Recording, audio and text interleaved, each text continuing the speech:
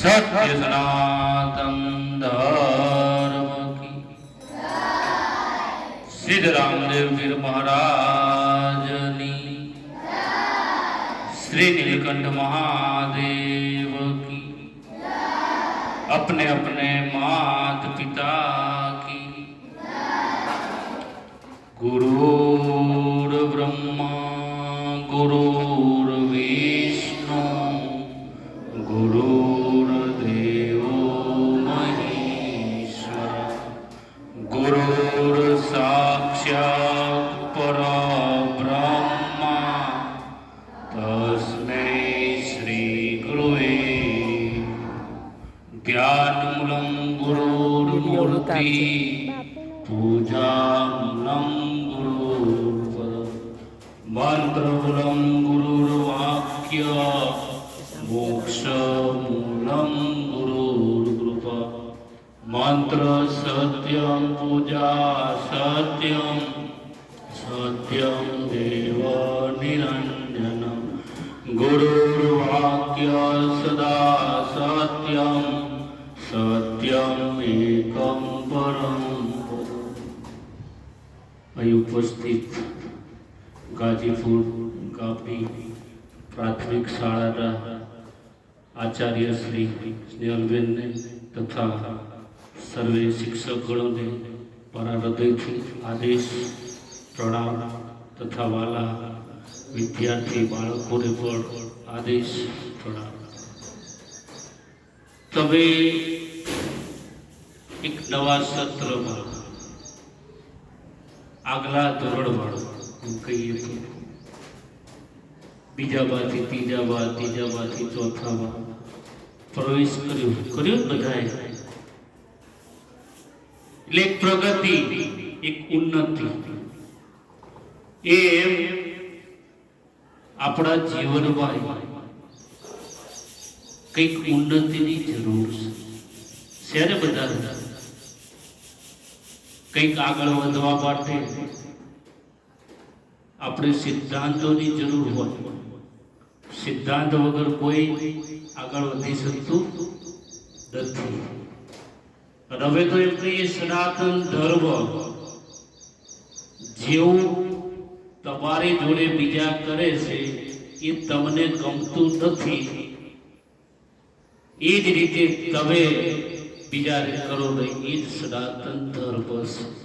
સમજી લેજો મારા શબ્દ.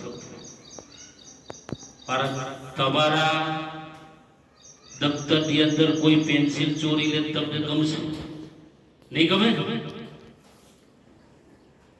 તમને કોઈ હેરાન કરે તો તમને ગમશે? નહીં ગમે. તો એ કામ તમે બીજા જોડે ન કરો, એ જ સત્ય સનાતન ધર્મ. ખબર પડી મારા શબ્દ? મહાત્મા ગાંધીજી એ જે આપણને રચના કરી કે સત્ય અહિંસા ચોરી ના કરવી. સત્ય કોને કેવું? કોઈ કહેશે? આપણા બાળકના સભામાં આવતા હતા અહીંયા ઘણા ખરા વિદ્યાર્થીઓ બાળકો. સત્ય કોને કેવું? બાપુએ શીખવાડ્યું. કોઈને યાદ કરું? હર હંમેશા સાચું બોલો. જીવનમાં આપણે જો કંઈક મેળવવું હોય, કંઈક આગળ વધવું હોય તો બે સૂત્ર હંમેશા યાદ રાખજો. સત્ય બોલવું, સત્ય સ્વીકારવું. આપણી ભૂલ થઈ હોય અને આપણે જો સ્વીકારી લઈએ તો જ આપણે સાચા છે. પણ આપણે જૂઠ ઉપર જૂઠ બોલીએ કઈ ક્યારેય કોઈ નહીં મેળવી શકે. અને સત્ય હંમેશા સત્ય બોલવું.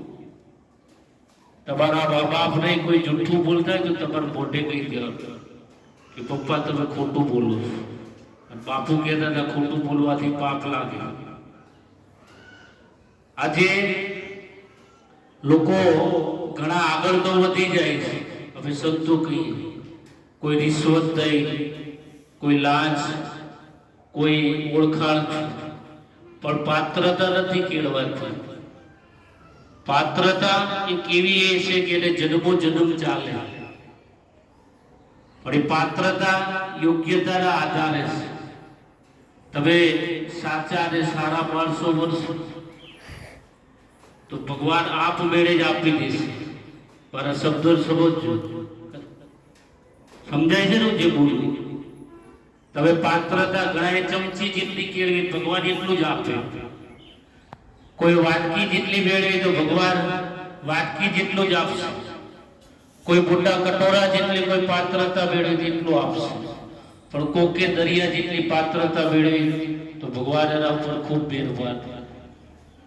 એટલે મારા શબ્દોને ખાસ તમારી ઉંમર નાની છે પણ શબ્દ સમજજો કે હંમેશા સાચું બોલજો.